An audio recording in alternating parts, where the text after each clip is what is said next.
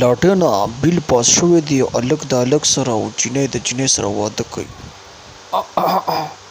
ته ټیک ویله دا ویډیو ما ته ولګوه چې زه یې وګورم لږه.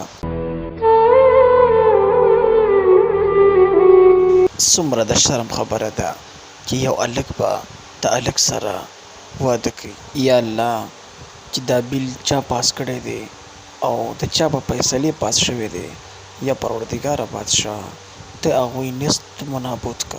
داسې بې غیرته مخلوق ما چېرته لیدلی نه دی چې هلک به د هلک سره واده کړي او جینۍ به د جینۍ سره. دوستانو داسې وخت را روان دی چې دا زینا نه ده، دا به هم عامه شي څنګه چې دا بیل پاس شوی دی.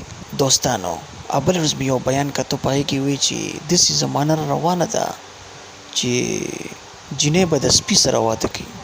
او که تاسو خیال کړي نو اوس هم دا کیسونه تلې راغلي دي. دوستانو دلته په قرآن کې وایي چې نکاح چې کومه ده عامه کوي. نکاح ځان له نکاح وکئ، ځان د ګناه نه پاک کئ او هلته پکې دا بیلونه پاس کېږي.